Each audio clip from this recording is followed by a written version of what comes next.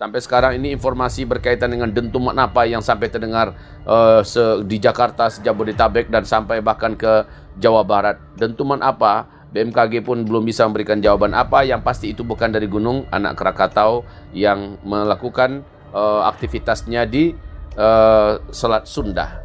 Nah, saudaraku, kalau begitu apa? Saya jawab,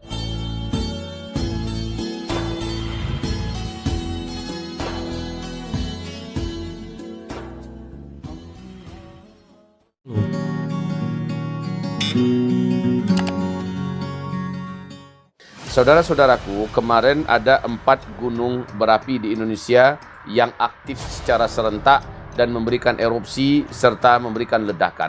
Maka gempa-gempa yang juga susul menyusul begitu rapat dan dekatnya di Indonesia, Allah Subhanahu wa taala sedang melakukan tamhis. Allah sedang saring bumi ini. Allah sedang ayak bumi ini sehingga menjadi suci dan bersih.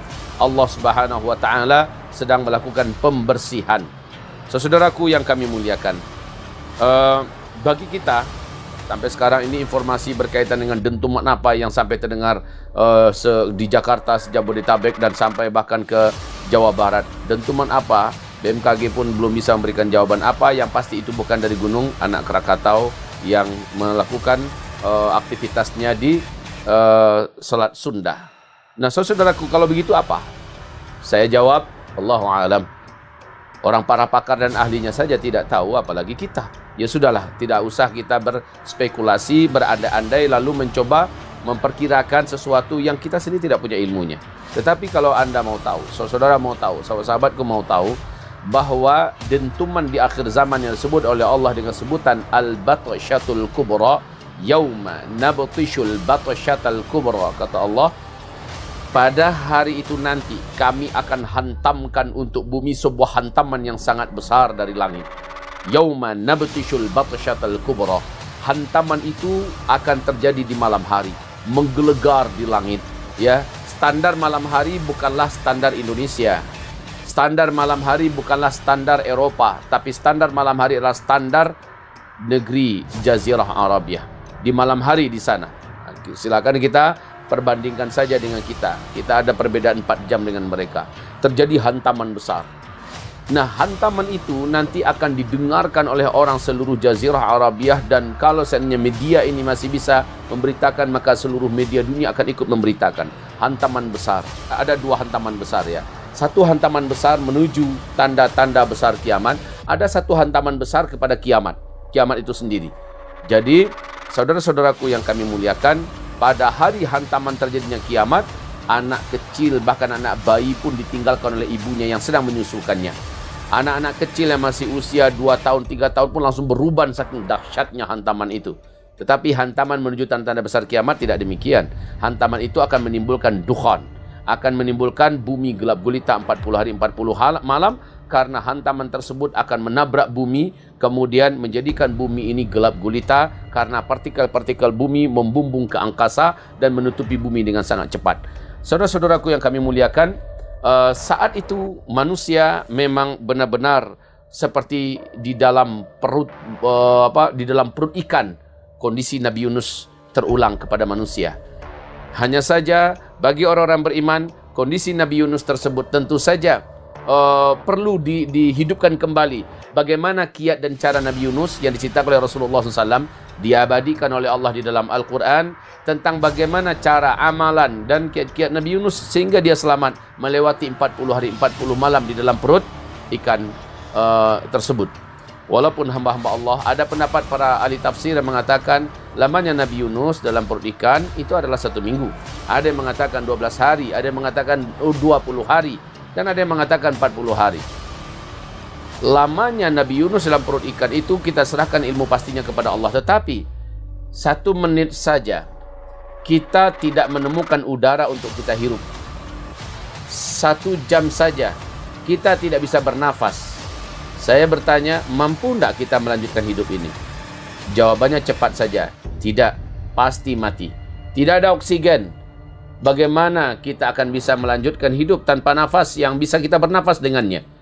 Tidak ada makanan mungkin bisa kita bertahan untuk beberapa hari atau beberapa minggu. Tidak ada minuman, insya Allah kita juga masih mampu. Tapi tanpa oksigen bagaimana? Itu yang dialami oleh Nabi Yunus, atau yang Allah sebut dalam Al-Quran dengan sebutan Dhunnun. Saudara-saudaraku yang kami muliakan. Nah, sekarang kita sudah mendengar, kita membaca ayat-ayat Al-Quran, pengabadian Allah tentang kisah Dhunnun atau Nabi Yunus ini.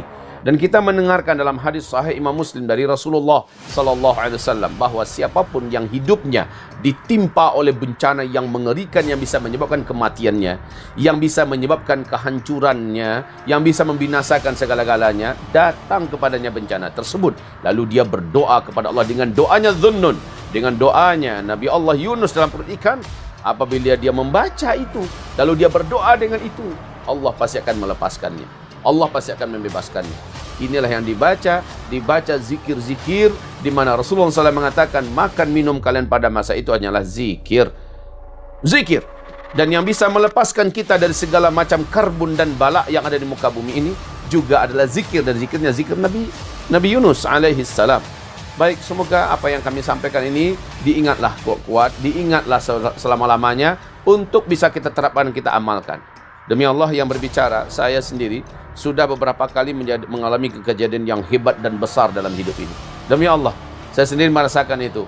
Dan doanya Dhunnun ini saya baca tanpa putus-putus. Dan apa yang terjadi dalam waktu yang sangat dekat dan cepat, langsung Allah seperti mengulurkan pertolongan, dan itu terasa oleh saya. Betul-betul nyata. Dan ini saudaraku, saya merasakan haknya dan benarnya apa yang dikatakan oleh Nabi Muhammad sallallahu alaihi wasallam, ala unabbiukum bisyai'in idza nazala bi rajulin minkum karbun aw bala'un min balaya dunya thumma da'a bihi illa furija anhu qalu bala qala du'a'u Dhunnun la ilaha illa anta subhanaka inni kuntu minadh dhalimin.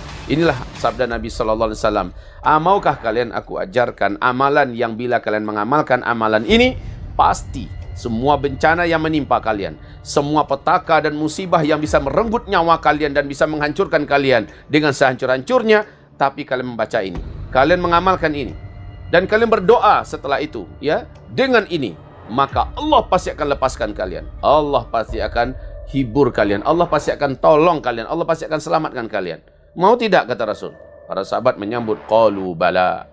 Mereka berkata, mau ya Rasulullah. Qal, Nabi menjawab, du'a'u Dhunnun. Itulah dia doanya Dhunnun, di mana beliau dalam perut ikan, seperti Allah sebutkan dalam Al-Quran, laula an kana minal musabbihina labitha fi batnihi ila yaumi yub'atsun. Allah menyebutkan, kalaulah bukan Yunus itu seorang ahli zikir, di mana dalam perut ikan pun dia melanjutkan zikir yang khusus, ya. Di situ ada ratapan penyesalan terhadap dosa-dosa yang dilakukannya. La ilaha illa anta subhanaka inni kuntu minadh dhalimin. Baca ini saudaraku, selesai semua beban kita ke depan, insya Allah ta'ala.